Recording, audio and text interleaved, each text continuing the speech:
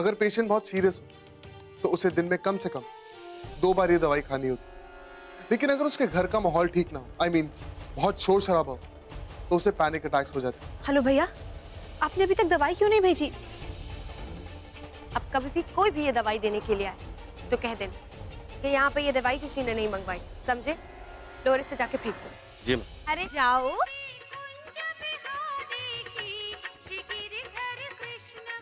जल्दी से पूरी खबर निकाल के दो हम। वाह भगवान, कमाल कर दिया आप। हमने आपको चैलेंज किया और उधर दूसरा रास्ता निकाल दिया आपने हमारी।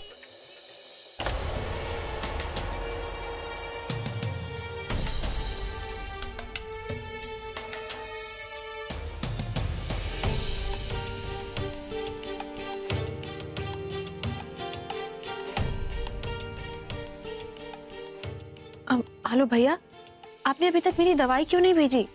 मैडम, लड़का तो कब का दवा देके आ चुका है। लेके आ चुका है, पर मुझे तो नहीं मिली। मैडम, अपने घर में पता कीजिए, लड़का 2 घंटा पहले ही दवा देके आ चुका है। क्या?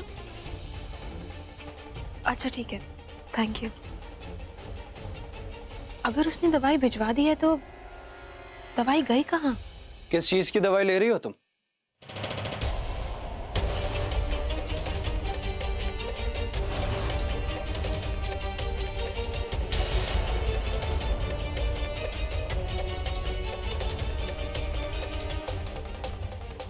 किसी चीज की नहीं।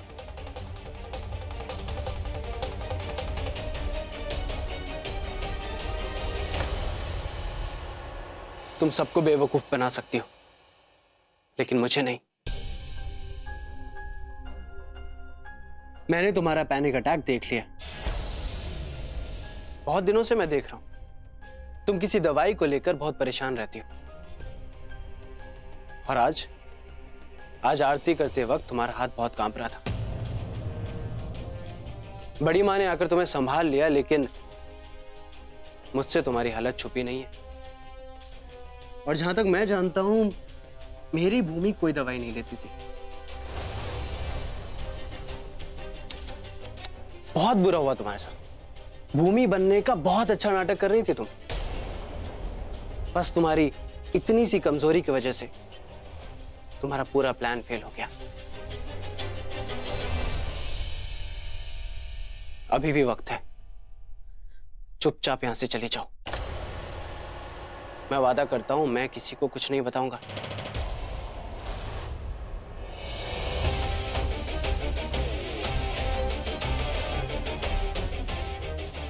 जिस दिन हॉस्पिटल में आग लगी थी, उस दिन आपने अपनी पत्नी नहीं खोई, बल्कि मैंने भी अपना पति, बड़ी माँ, परिवार सब खो दिया। जब मैं कोमा से बाहर आई तो मेरी शक्ल बदल चुकी थी अंश। मैं ही नहीं थी। जिंदगी पर से विश्वास ही उठ चुका था। ऊपर से इतनी सारी सर्जरीज के दर्द ने हर पल मुझे एहसास दिलाता कि मैं पहले वाली भूमिका भी बन ही नहीं सकती। मेरी शख्सियत ही बदल चुकी थी। इसी सदमे की वजह से मैं डिप्रेशन में चली गई। अगर विश्वनाथ अंकल, डॉक्टर्स मेरे साथ ना होते तो आज मैं आपके सामने नहीं होती। मेरी जान बचाने के लिए उन डॉक्टर्स ने मुझे वो दवाई दी। आज भी उन दवाइयों के बिना मैं एक नॉर्मल जिंदगी नहीं जी सकती। आप सबके सामने हिम्मत तो दिखाती हूँ, पर क्या करूं? जब अपने ही साथ छोड़ दे तो दिल तो टूटेगा ही ना। फिर भी मेरा परिवार कमजोर ना पड़े, मुझे टूटता हुआ देखकर कहीं टूट ना जाए, इसलिए आप लोगों के सामने कमजोर नहीं पड़ती। इसलिए मैं वो दवाइयां लेती हूँ।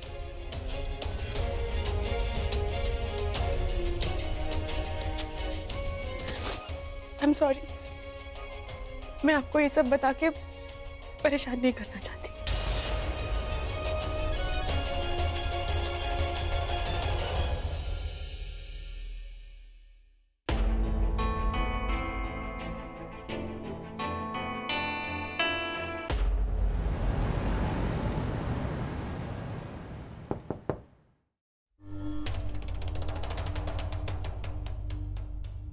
युवराज मल्होत्रा नाम है उसका, शिरडी में रहता है। कंस्ट्रक्शन का बहुत बड़ा बिजनेस है और उस दिव्या का पति है ये। और इसने कुछ महीनों बाद ही उसे छोड़ दिया था और इसी के चलते इस लड़की ने आत्महत्या की कोशिश भी की थी। पति? पति? हाँ मैडम, पति। बहुत ही अक्खड़ सन की और औरतों को अपने पैरों की जूती समझने वाला इंसान है ये। और इसने दिव्या को भी अपने पैरों की जूती बना के रखा था और वो सांस तक लेना भूल गई थी मैडम। अपने घर में कैद करके रखा था मैडम और इसी के चलते उसने ये कदम उठाया था। मैंने जब इसे पहली बार देखा था तभी मुझे लगा था कि मैंने इसे कहीं ना कहीं तो देखा है। फिर मुझे याद आया कि ये लड़की हॉस्पिटल में भूमि के साथ, इसने उसके साथ रूम शेयर किया था। इसका नाम दिव्या। दिव्या दिव्या दिव्या दिव्या। अच्छा, तो ये कहानी है। सन की पति से पति नहीं तो दूसरे पति की खोज कर ली मोहतरमा ने। वहां बेचारे पति इंतजार कर रहे होंगे और ये यहाँ गुलछर्रे उड़ा रही है। अब आया ऊंट पहाड़ के नीचे। इसकी इस कमजोर नस को तो ऐसे दबाना पड़ेगा कि दर्द के मारे ये अधमरी हो जाए। शाबाश, बहुत अच्छी खबर लेकर आए। ऐसी खबर है जिसने कहानी को एक नया मोड़ दे दिया। लो, रखो और जाके ऐश करो। शुक्रिया मैडम। तो तब मैं ना तुम लोगों की जिंदगी में ग्रहण लगाने के लिए आ रही है पवित्रा।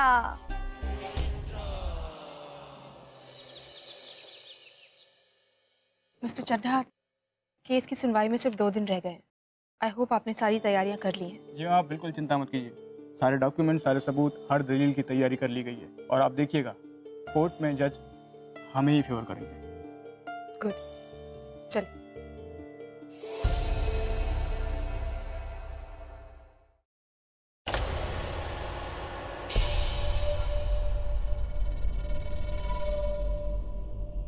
नमस्ते।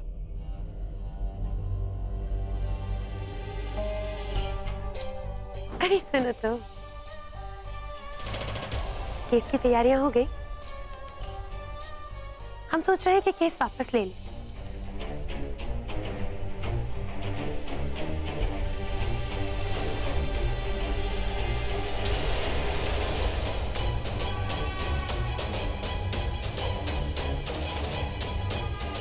क्या है ना कि केस लड़ने का कोई फायदा नहीं।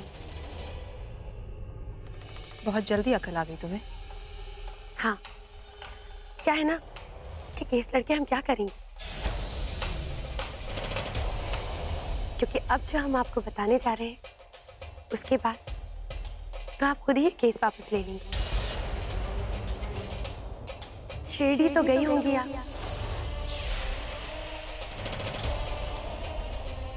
वहाँ साईं बाबा के दर्शन के साथ साथ किसी और के भी दर्शन करके आती है ना आप।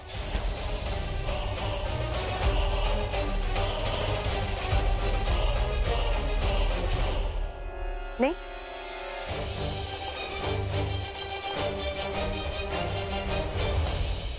बेहतर होगा कि यहां से बाहर निकल जाओ, वरना अतीत के वो पन्ने खोल के रख देंगे जिसके बाद आत्महत्या करने की भी जरूरत नहीं पड़ेगी, खुद ही टपक जाओ।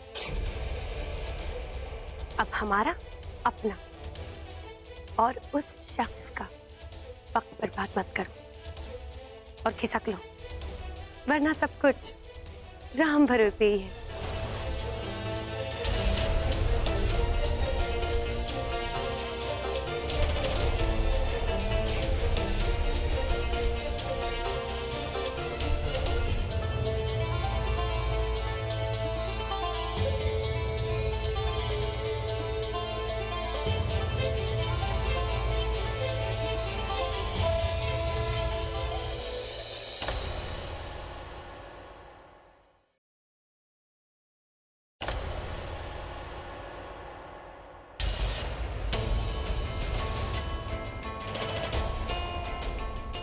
दिव्या के अतीत के बारे में तुम क्या जानती हो?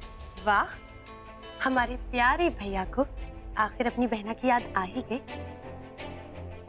वरना तो हमेशा आप हमारे मरने की दुआएं करते रहते। देखो, तुम्हारी बकवास सुनने के लिए मेरे पास टाइम नहीं है। साफ साफ बताओ बात क्या है। तो काहे टाइम वेस्ट कर रहे हो, जाओ नहीं बताएंगे।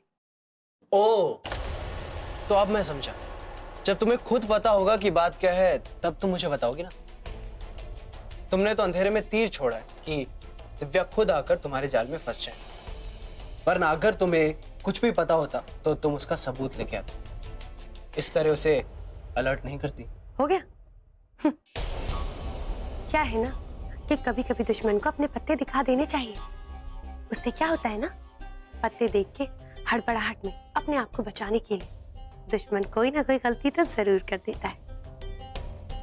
बस वही गलती उसे सबसे ज्यादा भारी पड़ जाती है। पर आप अपना टाइम वेस्ट क्यों कर रहे हैं यहाँ पर खड़े होके? चाहिए, आपके पास तो इतना बड़ा मौका है, आप उसे खुद ही इस्तेमाल क्यों नहीं कर लेते?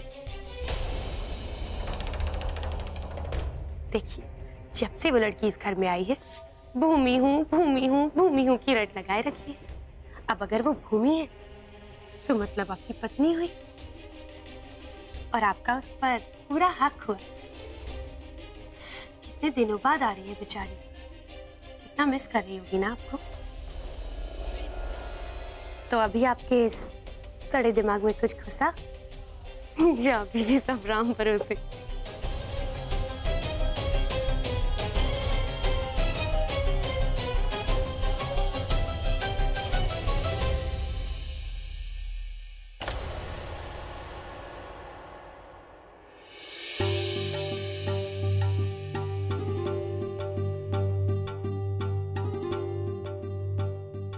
हाँ, आज वो अतीत के बारे में कुछ बात कर रही थी। शायद उसे कुछ पता चल गया है। शिरडी के बारे में कुछ कह रही थी। पक्का सब ठीक हो जाएगा ना? ठीक है, I'll be careful. Bye.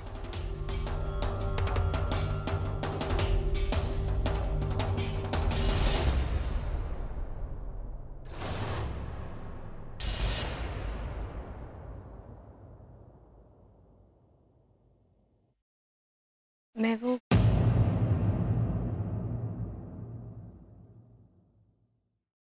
मुझे कोई सफाई नहीं चाहिए। मैं सिर्फ तुमसे कल रात के लिए माफी मांगने आया हूं। मुझे तुमसे इतनी बदतमीजी से बात नहीं करनी चाहिए थी। प्लीज,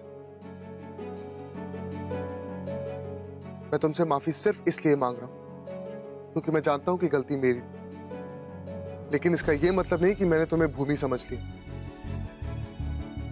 देखो, तुम भूमि हो या नहीं ये मैं नहीं जानता, लेकिन मैं वरुण शुक्ला हूं और मेरे परिवार ने मुझे इतने संस्कार दिए कि मैं अपनी गलती मान सकूं।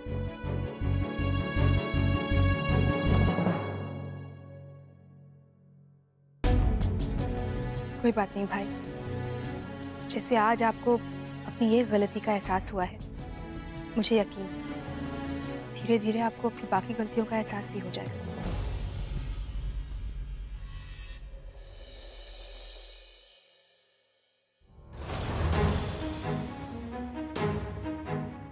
जब से वो लड़की इस घर में आई है, भूमि हूँ जब से वो लड़की इस घर में आई है, भूमि हूँ भूमि हूँ भूमि हूँ की रट लगाए रखी। अब अगर वो भूमि है मतलब आपकी पत्नी और आपका उस पर पूरा हक हो। इतने दिनों बाद आ रही है बेचारा, ना मिस कर रही होगी ना आपको, ना मिस कर रही होगी ना आपको। या अभी भी सब राम भरोसे।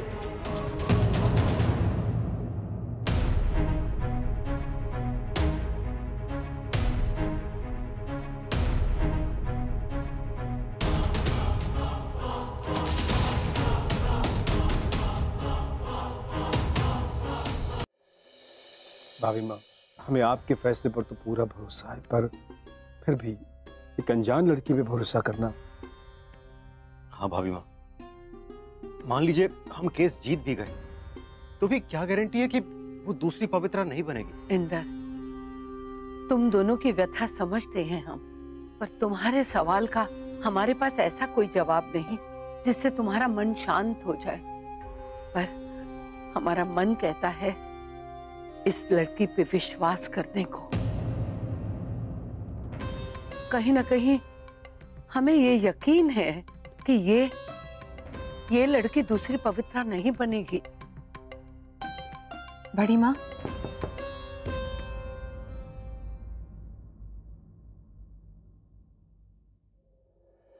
आपकी दवाई।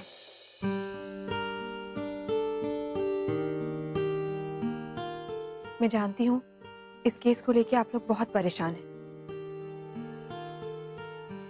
आप लोगों के मन में बहुत सवाल होंगे, पर मैं यकीन दिलाती हूँ कि मैं ऐसा कुछ भी नहीं करूंगी जिससे आप लोगों को तकलीफ हो।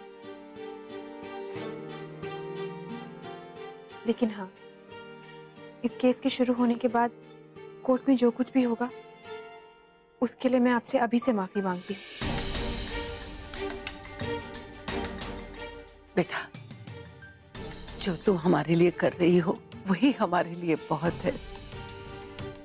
अपनों को मुसीबत से निकालने के लिए अगर हमें थोड़ी तकलीफ झेलनी भी पड़ी तो भी हमें मंजूर है। जब तक तुम ये लड़ाई सच्चाई और अच्छाई के साथ लड़ रही हो, हम तुम्हारे साथ हैं बेटा। तुम्हें किसी चीज की फिक्र करने की जरूरत नहीं।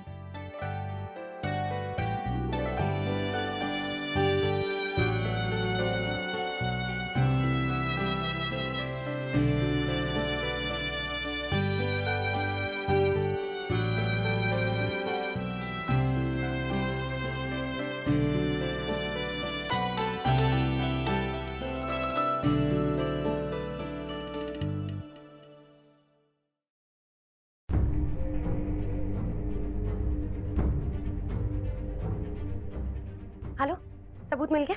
हाँ मैडम, सब मिल गया। अब कल सुबह ये पार्सल उस युवराज तक पहुंच जाएगा। शाबाश। वाह दिव्या रानी, सुख भरे दिन बीते रे भैया, अब दुख आयो रे। कितना मजा आएगा। एक तरफ नया पति अपना हक जताने जाएगा और वहीं उस दिव्या रानी की फोटो देखकर पुराना पति यहाँ हक छीनने आ जाएगा। क्या फिल्मी स्टोरी बन गई है। ओहो, क्या? हाँ, जालिम पति की सताई लुगाई की नई आशिकी, ये तो फिल्म टाइटल बन गया। वाह।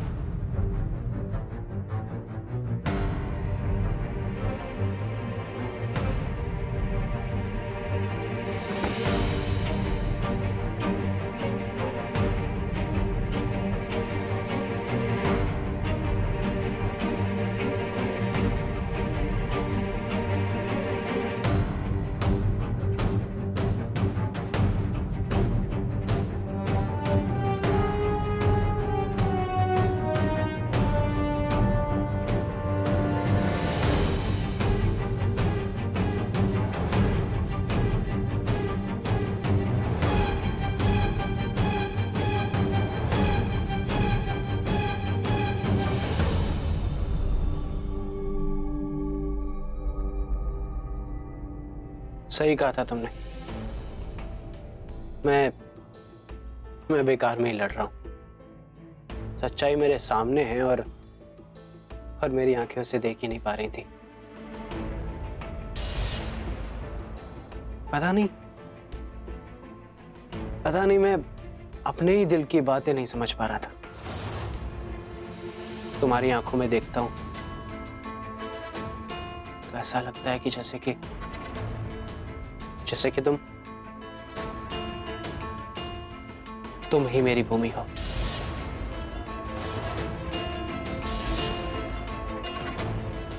तुम भूमि के सिवाय और कोई हो ही नहीं सकती।